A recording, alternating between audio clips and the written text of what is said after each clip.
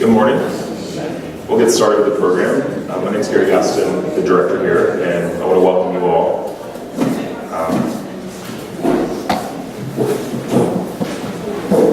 Before we get started, I just want to touch on a couple things that we have upcoming in the next few weeks. Jeanette Sadiq Khan, who we hosted last spring for her talk on her book, Street Fight, will be returning in less than 2 weeks to have a conversation with Mayor David Briley on transportation. So we will be hosting her and the mayor at the Music City Center, and that'll be on Monday evening from 6 to, it says 9, but I think the program will be 6:30, so cocktails 6 to 8 would be a good time span. Also, we have a major important decision vote coming up on May the 1st. So we are a part of the Transit for Nashville Coalition and want to be continually promoting that leading up to the vote. So as a part of that, the Nashville Civic Design Center has partnered with Transit Now Nashville to help promote Transit Now Nashville's Transit Month, which is all of April. So there's 30 days that are focused on transit events throughout the city to highlight and promote the use of transit. And here's just a few events. Ron, would you like to touch on any of these? Sure. So the big push right now in March is to register to vote. How many of you have moved here recently or moved to another neighborhood? So you should change your address. You can do it online in Tennessee. If you're not already registered, it takes 5 minutes. It's super easy. Last day to register to vote is April 2nd. That's Easter weekend, so try to do it before March 30th. There's a few events, trivia night at Fat Bottom on the 30th. We have another voter registration party. If you want to try transit, we have a transit race or transit sprint on April 6th, which is a really fun thing. You kind of pick your own mode. You can drive if you want to, you'll lose. So we meet at Music City Central, pick bus, bike, drive, carpool, run, and we race for 5 points. There's some tasks you can do along the way. It's really fun. So the whole idea for transit month is getting people to try transit. Once you kind of get some of these hurdles under your belt, you might try it again and get your friends to try it. So it's a really important month for us, and hopefully we'll vote on May 1st. Early voting starts April 11th, which is also a great day of early voting, so no excuses. Thank you. Yeah. So this is the City Think, and this is one of our educational programs here at the Design Center. And to give you a little bit of history on some of the things that have led to this point, back in, I think, 2014 maybe, we published a report on urban agriculture, and that came about from a research fellow who had approached us and was really interested in the topic of urban agriculture in Nashville. So a lot of times we get the benefit of having people come in with a lot of interest and energy and talent that want to research a topic, and we coordinate and partner with them to do that. So following that publication, we, in the focus of the work the Civic Design Center was doing on healthy communities, all aspects of healthy communities, from food to open spaces to transit, housing was definitely a major focus of that and a need. So we actually at that time had another research fellow named Keon who started working on this look at affordable or housing throughout Nashville. And there'll be a little bit of a cool story here, because Keon left the Design Center and went to work for Urban Housing Solutions. And so the report sort of got put on the back burner, as things do, without dedicated resources to that. So it's exciting to have Kelsey Oesmann here today, who works with us. She's a Rose Enterprise Fellow, and she spends most of her time at Urban Housing Solutions, but she spends at least 1 day a week with us here. And so there was that transition made. We were able to say there's a report that was started, but it needs to be refreshed, it needs to be picked back up, and it needs to be infused with new energy and research. So we're happy to have Kelsey be here today to present the work that she's been doing on that. And just to give you a little bit of background on Kelsey, she earned her bachelor's of architecture from Virginia Tech in 2014 and spent 3 years working in mixed-use multifamily projects in the DC area. She cycled across the country in 2016, that's right, with a nonprofit bike and build during the summer to raise funds and awareness for affordable housing. And she was selected as an Enterprise Rose Fellow for the 2017 to 2019 time period for the fellowship, and she moved to Nashville. We're very lucky that she accepted that position. And again, she's jointly housed most of the time with Urban Housing Solutions, which we, as a nonprofit that we've worked with before and enjoy being partnered with. So, Kelsey, please join us. Thanks.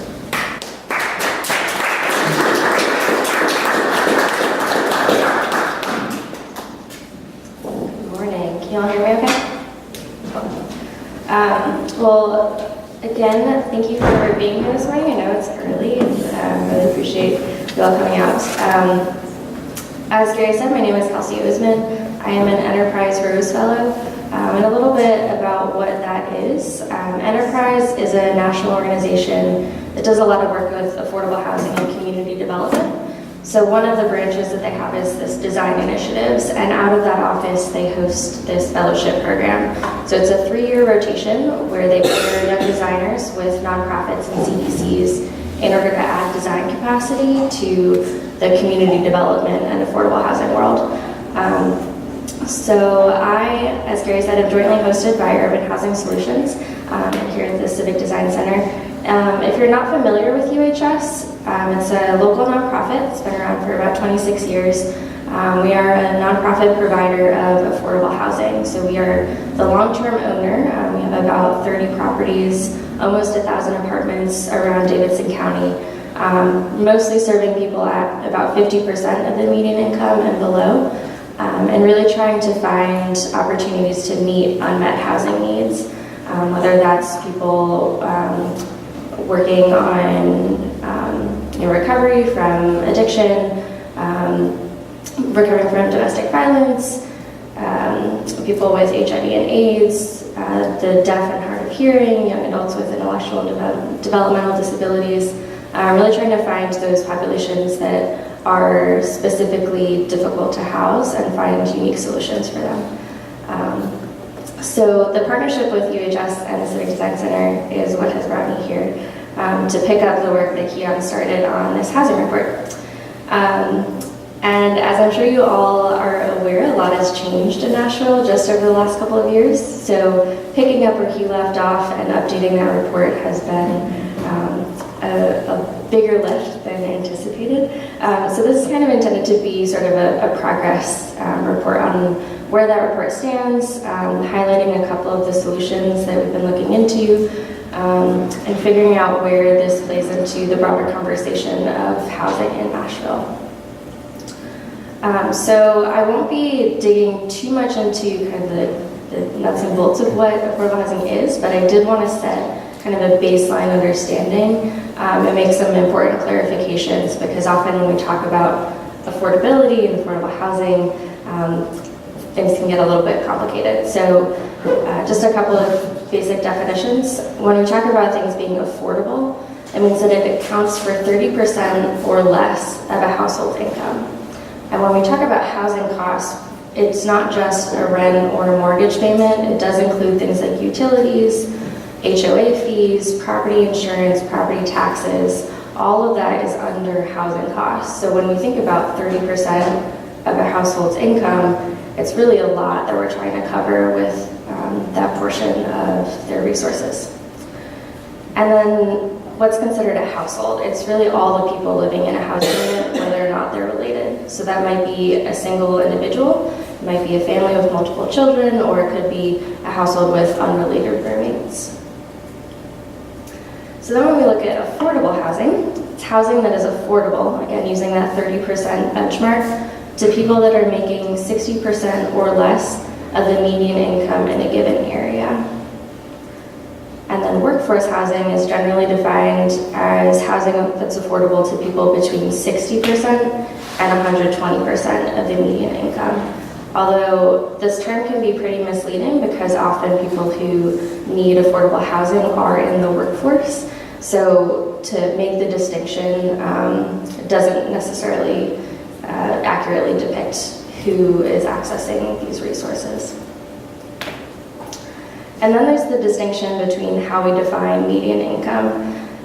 There's the median household income, which looks specifically at Davidson County.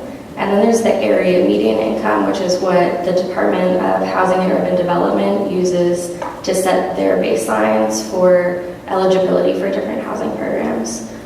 So again, the MHI, that median household income, is specific to Davidson County, but the AMI, the area median income, actually includes a 10-county area that's the Nashville-Davidson MSA. So when we're looking at data, it's important to consider those two distinctions. And then just kind of laying out the spectrum, when we talk about low income, it's everything from extremely low income, which is 30% of the median income, very low income is 50%, and then low income is 80%. And those are kind of the bracket breakdowns of affordable goes up to 60%, workforce from 60 to 120, and then anything above moderate income is considered market rate. There have been a lot of reports lately in the last couple of years, and specifically in the last year, looking at this issue. The Housing Nashville report out of the mayor's office was, of course, one of the most recent, and it's a really comprehensive look at the current state of housing. So again, I won't be focusing too much on that, but there's a lot of really good resources and information and recommendations in there. But most of these reports look at affordable housing in these four kind of strategies. So how do we fund affordable housing? Then how do we build it? How do we preserve it? And how do we retain it? And while this is a helpful framework for looking specifically at housing, today I want to kind of broaden that and look more at affordability, and especially about how design plays into that. So I will be talking this morning about these three kind of buckets of solutions: design, policy, and finance. And these are, in my experience, the three pieces that really need to be able to come together in order to make affordable housing projects happen, but they're often handled by three separate parties. So the people who are working on design aren't necessarily the people who are making policy decisions or who are the ones financing the projects. So having these three elements really working in concert, I think, is how we're going to be able to actually make equitable development happen. And as a fellow, I have the benefit of kind of sitting at that intersection of design, policy, and finance.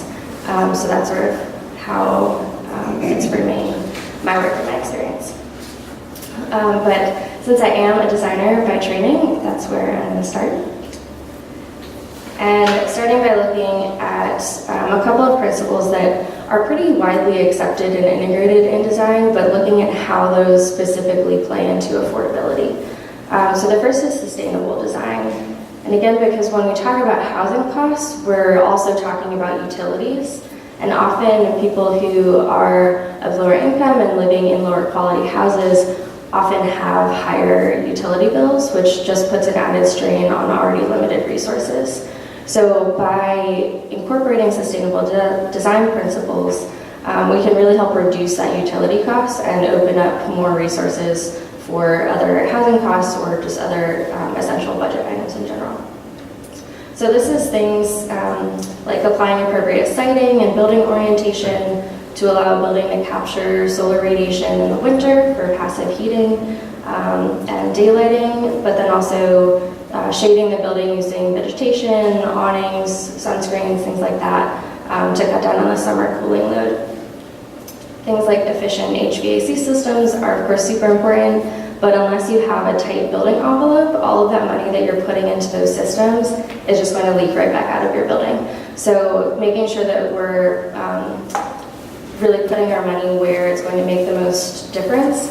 And there's a lot of simple substitutions, things like switching from incandescent or fluorescent lighting to LEDs, that at this point, that cost benefit is a really immediate payback. So those are kind of no-brainers. This particular project is The Rose. It's in Minneapolis. It was a collaboration between Aon and Hope Community. And this has been kind of touted as the greenest affordable housing project. It's actually a mixed income project. So there's 47 affordable units and 43 market rate units in these two buildings. And this project is actually pursuing Living Building Challenge certification, which if you're familiar with that, it's sort of like a couple steps above LEED in terms of building certification and sustainability measures. When we talk about things that are good for the environment, they're also often good for people. So material selection is an important part of both sustainability and resident health. This is a great resource from the Healthy Building Network. It's called Home Free, and it looks specifically at how to make simple material shifts in affordable housing that have the greatest benefit, both in terms of durability, long-term maintenance, and specifically resident health. Because again, also, people in lower quality housing often tend to see more health-related impacts from environmental factors. So things like asthma are directly tied to indoor air quality. So making those small shifts that help cut down on those environmental factors can really have big implications for resident health. There's a lot of certification systems out there, things like WELL, which deals, again, a lot with building health and healthy building materials, things like that. LEED, of course, is probably the most widely known. But those often have high costs associated with getting certified, which I think is why we're seeing a lot less buildings be LEED kind of branded and certified, because it's such an expensive process. So even if a building isn't pursuing certification, using those guidelines as sort of a baseline can be really helpful for pushing better design decisions. Enterprise actually has its own criteria. It's Enterprise Green Communities criteria, and that is a great resource that looks specifically at how to integrate a lot of the principles in LEED and WELL, but looking specifically at affordable housing. So again, what's that cost benefit of the upfront investment in a longer term design benefit? That's Enterprise Green Communities criteria. Universal design is another principle that is, again, more specifically utilized when we're talking about senior housing and aging in place, but it definitely has implications for affordable housing, even without looking at a specifically senior or special needs population. A lot of the conversation lately has been about how do we modify existing housing stock to better suit the needs of an aging population, which is increasing rapidly, but that's not necessarily the best investment of those resources, because then the next user who comes in either may not want those modifications, may need different modifications, and may remove them entirely. So by integrating things like multiple height work surfaces, wider doorways for easier wheelchair access, different handles that don't require gripping or twisting, those are small decisions that can really have a large impact on a resident's ability to age in place and not need to move to, say, an expensive nursing facility or make expensive modifications on their own home. This is a project out of San Francisco by David Baker, who is a friend that does a lot of work in affordable housing, really great, innovative projects. So this is a senior building that really has some of those universal design qualities deeply embedded in the project, from the common spaces down to the unit design, up to the overall site planning. And then there's a couple of options when we're looking at how do we actually get these buildings built. In a traditional design bid build project, the owner will contract with an architect to design a building. And once it's designed, they'll bid it out to multiple contractors to see who can build it for the lowest price, which does have the benefit of competitive bidding, but then you're missing out on all the resources, the expertise, and the insight that a contractor can bring from the very beginning of a project. So whether it's a design build project where the designer and the builder are the same entity, and so there's kind of that natural internal feedback loop, or something like an integrated project delivery where you bring a contractor in really early to help make those design decisions with cost in mind.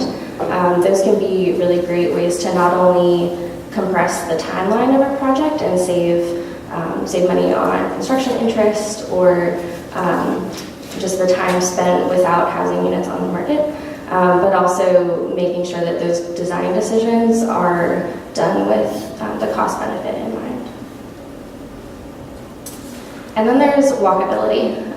When we look at where affordable housing is often located, it's not always well connected, and that adds an additional strain to a household's resources.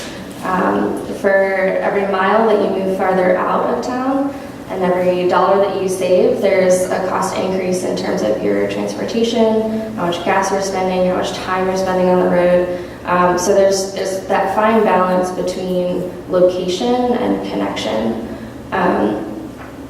Obviously, when we're talking about increasing the housing stock, we're going to be talking about increasing density.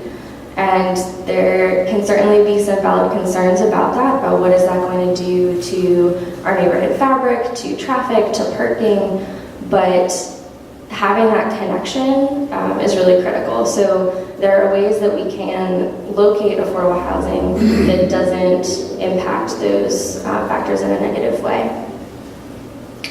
So things like debundling parking can be a really great way of not only reducing the cost of the housing unit, because parking is surprisingly expensive, not just to park downtown, but to build the parking itself. It's somewhere around $10,000 for a surface parking lot, and that for a surface parking space, and that only goes up when you talk about structured parking or below grade.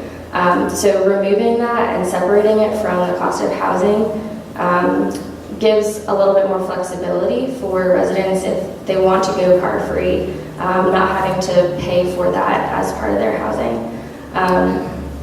With the proliferation of ride-sharing services, that's another additional resource, although certainly not an affordable one. So having opportunities to connect housing to transportation is really critical.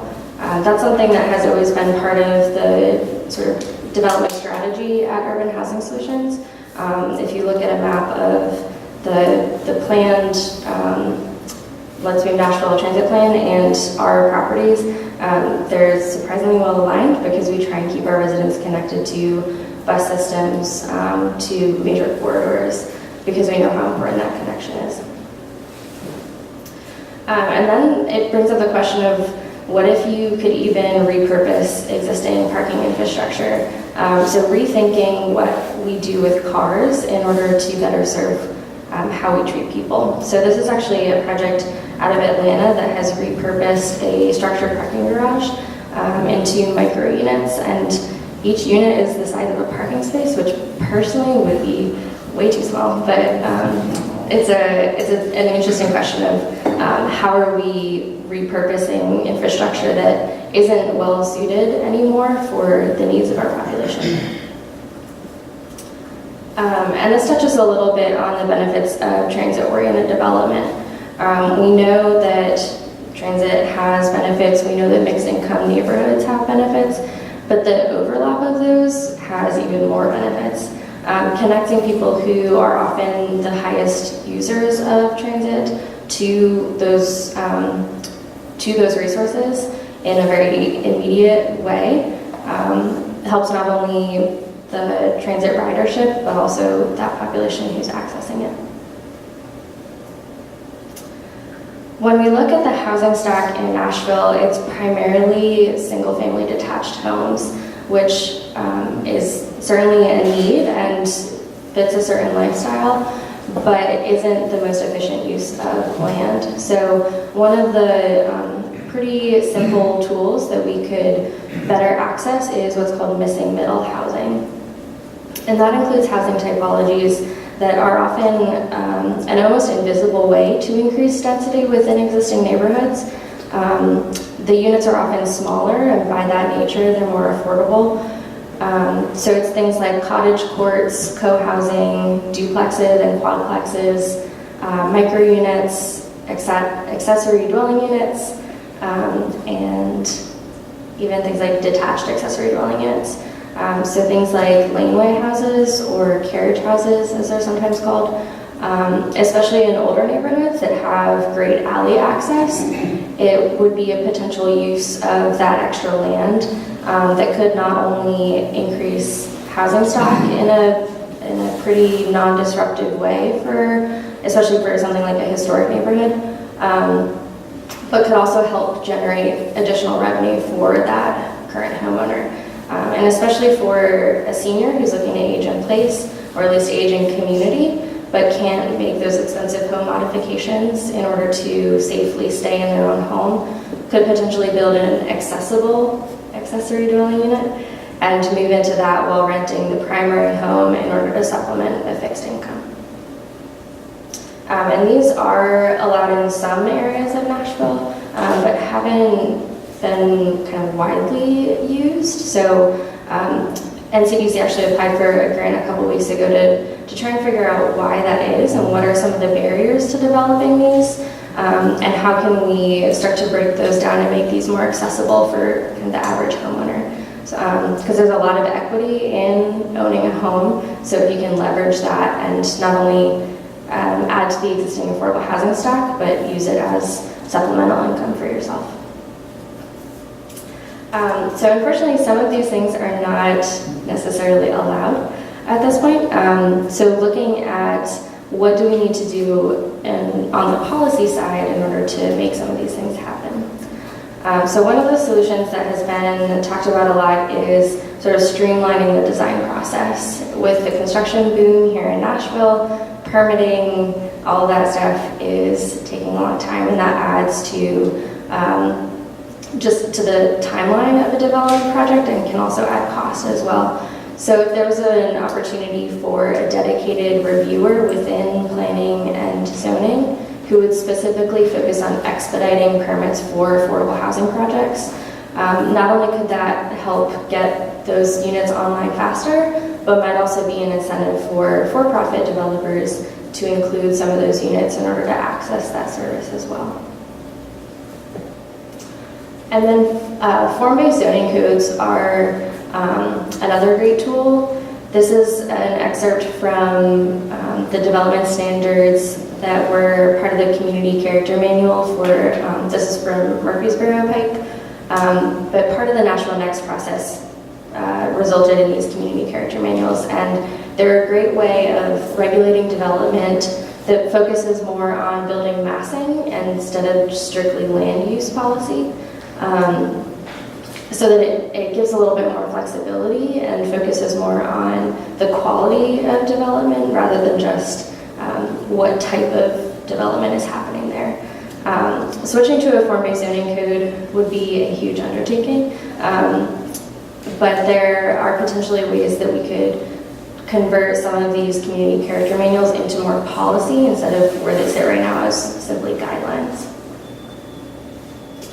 And then inclusionary zoning. Inclusionary zoning is a fantastic tool that's been used really effectively in a lot of cities. This is actually a project I worked on in DC that has some affordable units included as mandated by inclusionary zoning. And unfortunately, Nashville has a policy. It was adopted, I think, in September of 2016. But it's a relatively light touch policy, and even with that, it's facing a lot of criticism and resistance from both the state level and the development community. Even though it's technically a optional thing because it only kicks in if you're seeking rezoning, there's actually some pushback saying that it's a form of rent control, which is illegal in Tennessee. So barring any kind of state level policy change, inclusionary zoning might not be feasible here in Nashville, unfortunately. But there also might be ways that it's more of an incentive and less of a mandatory policy, which might help get around some of that. And then, of course, there's this idea of design review and public participation.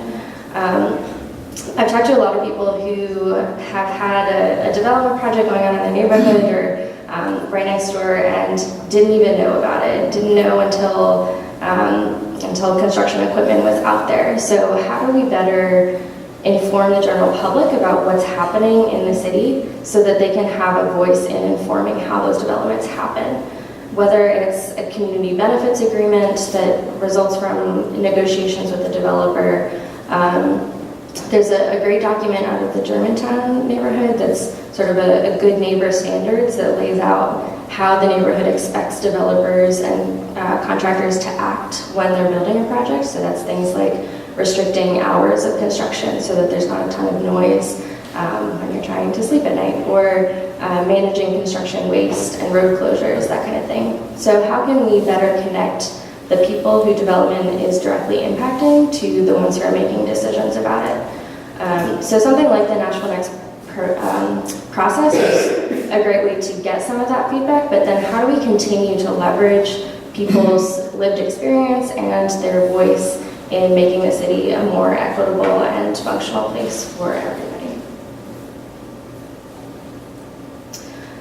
This is a smaller policy tool that has been used. I've seen it most effective in DC, again, where it's a tenant opportunity to purchase act. So essentially, before a landlord or a property owner can sell a building, they have to offer tenants a right to purchase at that same purchase price, which often is way outside of what a single resident could feasibly handle, but there's then a process by which the tenants can organize, so they can form a co-op or a tenant association and work with additional resources, whether it's municipal or local pro bono attorneys, things like that, to purchase a building in order to keep it from being flipped. So there are a couple of kind of lessons learned out of the legislature in DC, but it is a great way for tenants to be able to organize and really protect and preserve those affordable housing opportunities, especially in neighborhoods that are undergoing transitions.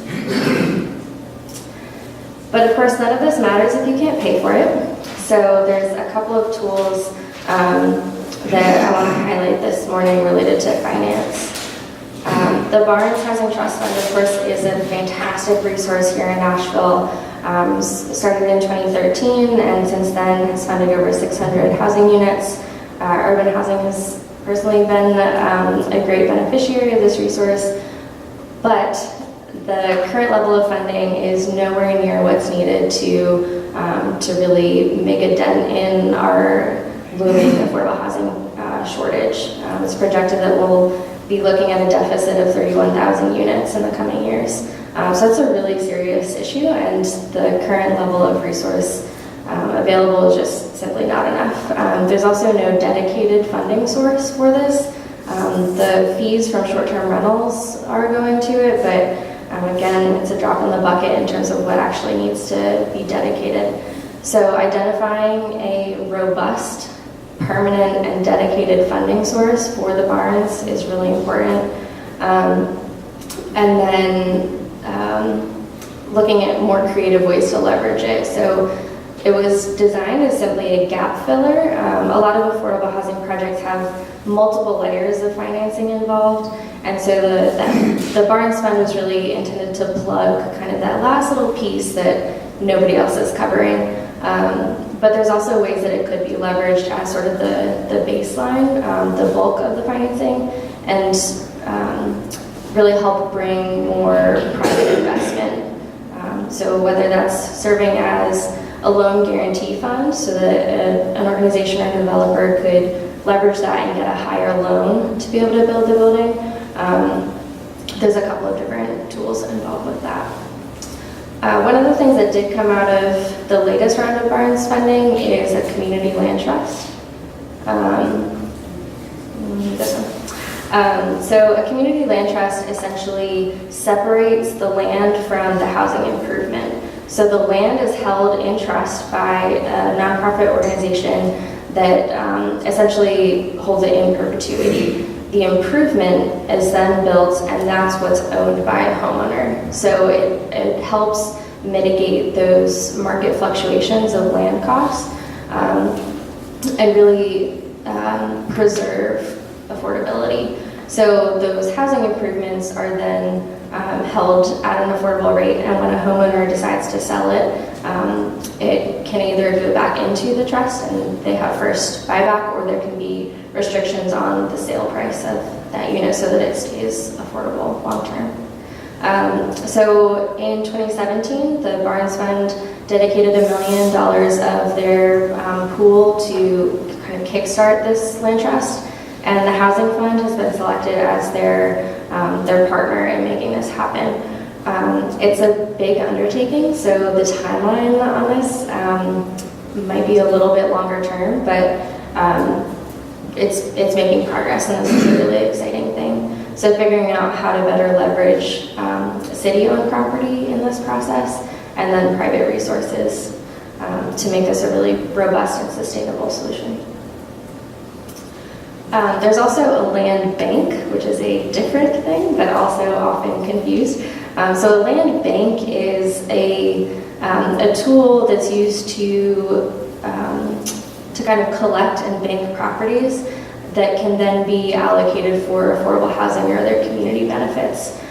This has been used really effectively in Genesee County, where Flint, Michigan is, to kind of hold lots that were abandoned or in foreclosure, and start the revitalization process. So whether that's holding it and cleaning up the title so that when it's transferred, an organization doesn't have to go through that expensive and arduous process and can simply develop, or something like this where it's been turned into a community garden. So that kind of clean and green of fixing up lots and getting them ready to either be transferred to a nonprofit for sale, or held long-term to, again, kind of be an anchor of affordability. And then transit-oriented development. So there's some other resources in terms of the financing of these that can be really helpful in terms of creating mixed income communities around transit. So this is a project out in Denver, Evans Station Lofts, that is a mixed income. This was actually a LIHTC project, which is the low-income housing tax credits. It's one of the most commonly used tools for funding affordable housing. But this leverages, again, kind of that mutual benefit of co-locating affordable housing with transit. The Housing Incentives Pilot Program is a newer program out of the city. It's really designed to incentivize private development to incorporate affordable and workforce units into their buildings, so kind of like inclusionary zoning, but it's an incentive-based process. And this is really targeted more for the workforce housing, so that 60 to 120. As far as I know, it hasn't been widely accessed yet by the development community, and there might be some barriers in that process of developers not necessarily being aware of the program, being aware of how to access it, or being well versed in sort of the compliance that might be required as part of this. And then there's some strategies and tools that have been used specifically looking at Section 8 in other cities. So Section 8 is there's kind of two different ways that it can be utilized. It can either be attached to the unit itself, so it can be a project-based voucher, and that means that any household that's eligible can move into that unit and only pay 30% of their income.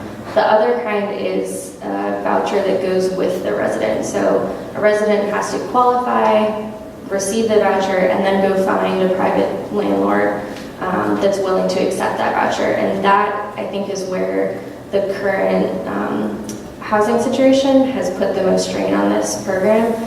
We're seeing that a lot of households that are eligible and are receiving these vouchers aren't able to find somewhere to use them before they expire. I think they only have 120 days to find somewhere to use the voucher, and with housing prices up here and the fair market rate, which is what the government will subsidize, there's a big gap, so they can make more money renting on the private market without the vouchers, whereas you used to really have the added benefit of that stability of income with the vouchers.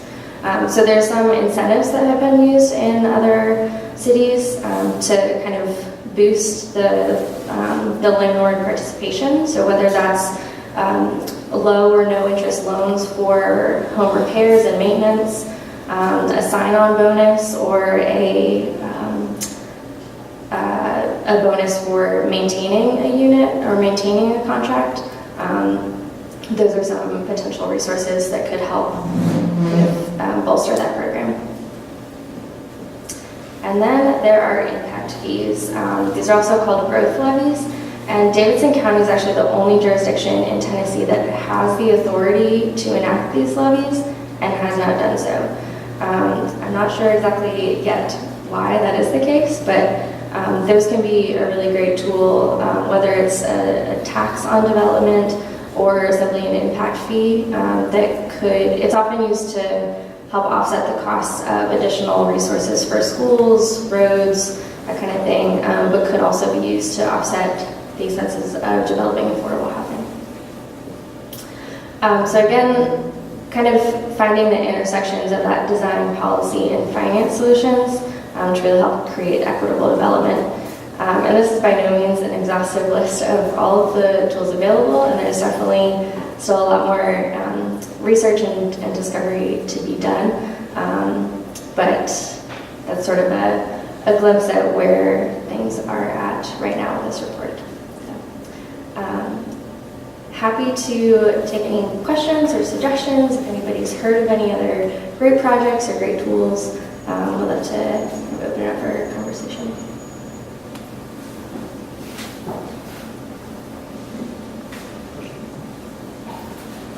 Kelsey, just want to mention that you talked about the state law, and I am by no means a lobbyist or a guy who knows a lot about Capitol Hill, but I was part of a delegation of affordable housing people that went to Capitol Hill last week and talked with some of the legislators about the affordable housing needs, and I'm seeing Harold Love tomorrow. Spent that Harvard last week, the city representative from the permanent area. So I will be on Capitol Hill, so I just want to mention that if anybody has any issues related to affordable housing or things that you want me to ask of the legislators or things you want me to tell the legislators, like I said, I'm seeing Harold tomorrow and we'll be seeing some other folks. So if I can help in that regard, I just wanted to mention, because I'm sure there's more knowledge in this room than I have. So if you have anything to add to that conversation or you can find out, please let me know. Awesome. Thanks. Kelsey, I think this is a great summary, well researched. One of the things that I've noticed, and I think to be one of the most significant barriers to solving this problem in Nashville is the financing side. And that, we have tried through, I think Nashville's done a good job of coming up with programs that attempt to create incentives. The debt program, for example, I think the big barrier is what often, from a financing standpoint, with private development is looking at trying to get funding. They're often not having this conversation with the entitlement or early on in the process when they're planning a project. And so there's a lot of outside pressure for both policy and community about providing affordable housing, but at the early stage, the private developers have no sureties to feel confident that they can accommodate it. And I think that the big gap is having the people, that the programs presented to the private developers earlier in the process in some rollout method. And I think that's been a major barrier in Nashville. While we haven't seen anybody take advantage of the opportunity of either the Barnes Fund inclusionary zoning requirement or the debt program. I think there's a lot of interest. There's just too much complexity in the program and not enough education, as you stated. Yeah, and I think too with private development, there's often this like secrecy before it's ready to be talked about publicly for various reasons. So that period of feasibility studies and financial modeling and figuring out what can we actually do with the property. If that's not open to conversation with either the community or the city, that's definitely another barrier to accessing those resources. Yeah, to kind of piggyback off what he's saying, is there like a task force, are there any educational efforts in place to simplify, accessing these incentives? It's really tough to put together a big development, private or public.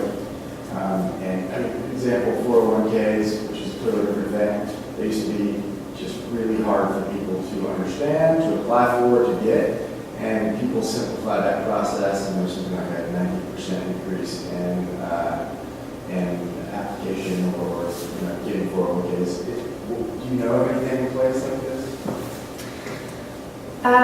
Yes and no. I'm not totally tuned into what the Mayor's Office of Affordable Housing is doing to kind of try and roll these out. I do know that there's been conversations with groups like ULI to try and the Urban Land Institute to try and figure out how to better make that connection of how do we access these resources, what does it really mean, how is that going to impact my development. So I know that there's information on the city's website that are kind of like one-pagers of what HIP is, what Pilot is, what the Barnes is. But unless you're looking for those, they're not necessarily like really widely circulated. So making those connections within the development community, I think, is a really important link. So figuring out a way to really streamline and maybe even walk people through the process their first time of how do you access this resource? What does that mean for your financial model? What does that mean for compliance long term? And then how does this look 10 years from now? Because unless you're just flipping a property to sell, you're going to be in it for the long haul. So what are the long-term implications?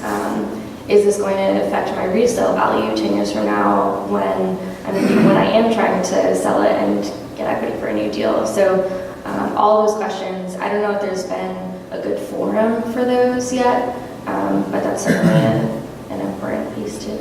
I was just going to say, I think another one of the barriers to affordable housing has been the public's misunderstanding or misconception of the important, or what what affordable housing is, all the ranges of the housing conversation, and why it's so important that communities embrace this as something that's just needed and a part of our city. And so a purpose of a publication like this, with the information that you presented, is the clarity in a nicely designed publication that can start to help educate neighborhoods and residents on why this needs to be supported and not just anytime it's talked about, like, no. Can you summarize some of the benefits of what communities sound like? Because I agree, I think part of what you're applying is community, it's a great reflection of our time. Anyways, I agree that simply stating here are the benefits for this community, maybe for economic long term. Is there a way to articulate this? I took a lot of notes during your presentation. Yeah. I think one of the biggest benefits on a community scale is stability. Affordable housing is a pretty stable investment. It's always in demand. And if it's well managed and well maintained, it can really be an asset long term for the community. I think there's also a lot to be said for diversity within a community. Diversity of all kinds of age, of income levels, and affordable housing is a way to cultivate that. And then also just framing it in the way of like everything from your aging parent who is going to be on fixed income. Do you want them to be able to live in your community, or your child who's graduating from college and starting out as, starting salary of a teacher or any other industry, do you want them to be able to not have to move back in with you, but be able to rent their own apartment? So I think framing kind of the human element of it in a way that's relatable. Affordable housing benefits everybody, not just the people who live in it. So reinforcing the importance of it as a community asset, as a way of attracting talent to a city. I think that's one of the biggest things that I'm hearing now in Nashville is that it's too expensive to live there. So people aren't moving here for jobs. There's kind of the brain drain of students who are coming here and going to Vanderbilt or Belmont or any other academic institution and then can't afford to stay when they graduate. So what's the cost in terms of talent retention to our city as a whole? That's really going to affect how the city operates and functions and what our legacy is 10 years, 15, 20 years from now. I think another unique barrier that Nashville has, in your slide earlier about the single-family homes that we have in the county, I think really showed it well, is that we have such a unique city-county government in that not only the youth of Nashville, relatively speaking, versus other larger cities that are more populous and have more housing choices, but there's really little. There's not many places in this country where you can live within a mile of the courthouse in a single family. It's very unique to Nashville based on multiple circumstances, our lack of preservation during urban renewal, our lack of substantial growth, early in the history of Nashville, et cetera, et cetera. It is what it is, but at the same time, I think from a policy perspective, one significant area is the density question. And it is, I know we've tried to address it through policy, more quarters and things, but I think that it's still something that needs to continue to evolve because our single-family neighborhoods are important from a character standpoint, especially in what little historic value we have left we need to preserve. But there are exceptions to that, and the density within the urban core and along the corridors, I think needs to be looked at from an affordable housing standpoint more closely because it's a huge area. It's not going to solve everything because, if most people say, well, if you give developers more density, they're just going to make more money. Well, yes, but, if we had, in the grand scheme of things, if you have enough density, then it starts to balance out the equity, overall, and the whole market will shift, as a collective whole. So, I'm very passionate and curious about what affordable housing options are in the future of Nashville. I don't have any answers, but I'm very much hoping we can collectively tackle this issue.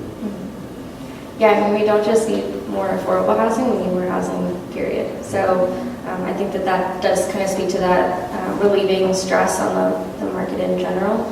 And I think that when we look at those lower density kind of inner ring suburb neighborhoods, that's where that missing middle housing typology tool could be really effective. I look at my street. I'm about a mile from downtown, and I live in a condo in a 4-unit building. But on my street, there's multiple duplexes, there's single-family homes, and it doesn't feel like there's this huge shift in scale. It's fairly it's walkable, it's human scale, and I think that kind of model of mixing density in invisible ways can be a really helpful tool in those kinds of neighborhoods.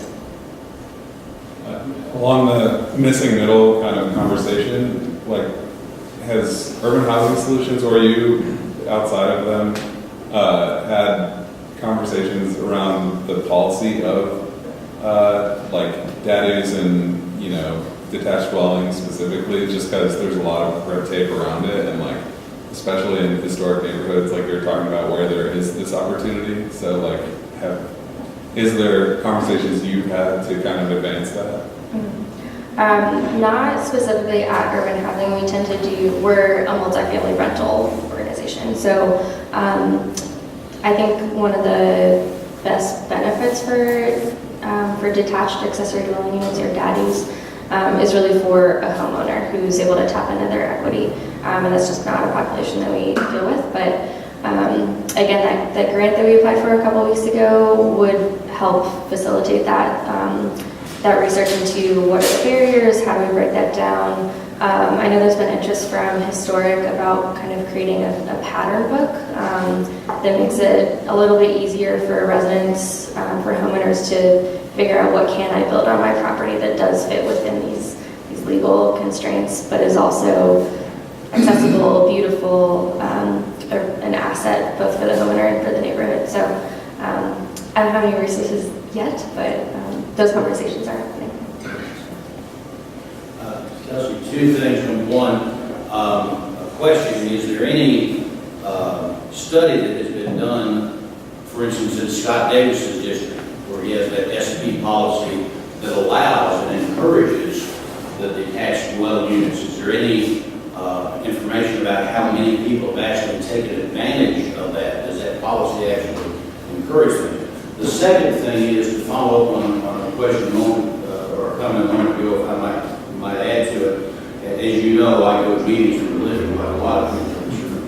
And so I'm in Madison, in Highland Heights, which is where the Planning Commission had a big study 2 weeks ago.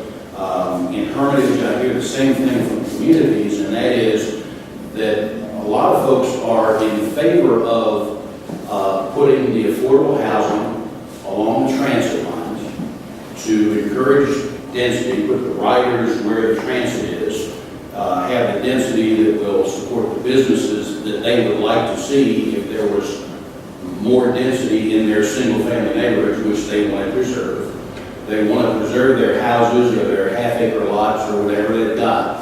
And so if you combine transit and affordable housing together on the transit lines, it accomplishes some goals. The objections I've heard have been, well, it concentrates poverty. I'm not sure if that's really the case, but that's what people have talked about.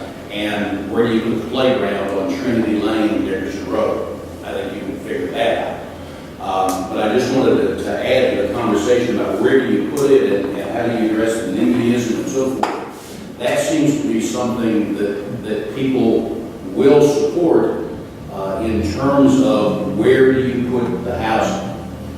So I just wanted to add that. But back to the Scott Davis thing in his district, how many people do we know how many people have actually taken advantage of the opportunity to do the DADUs and perhaps create income?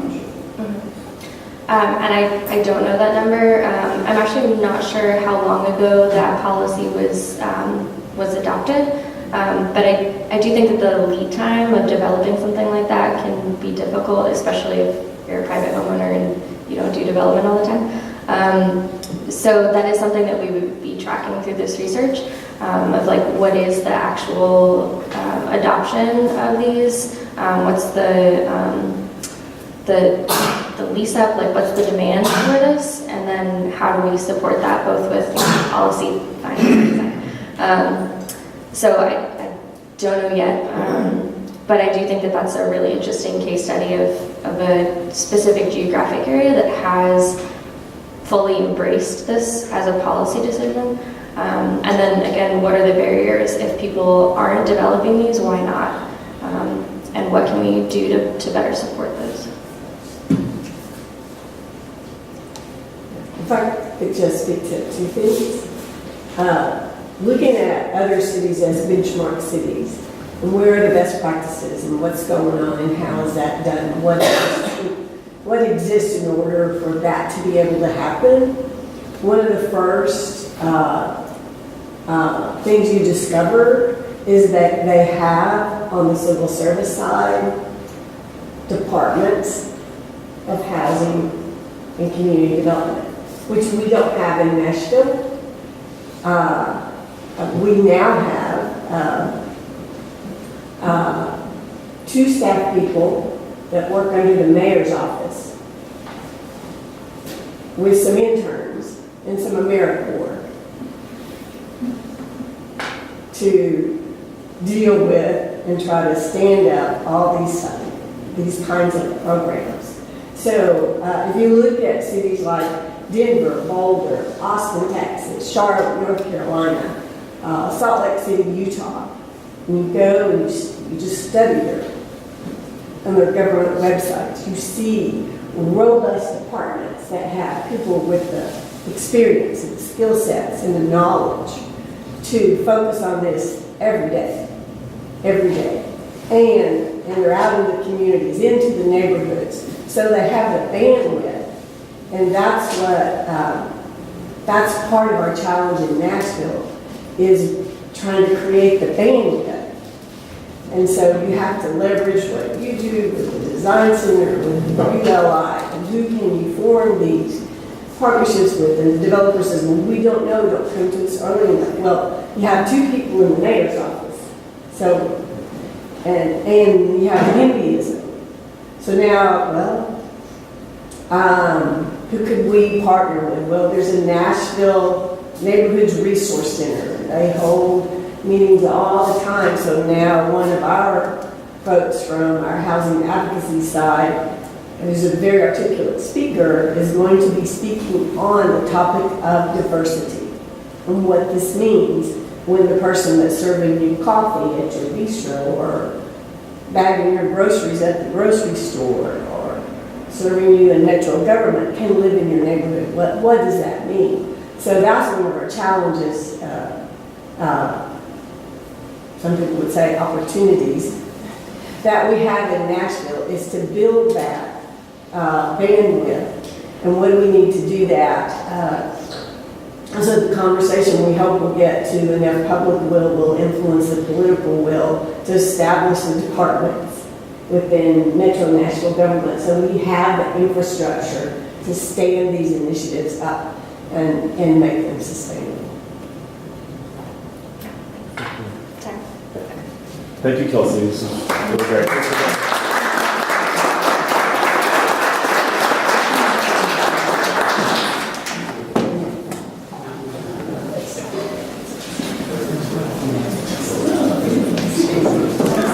Get that.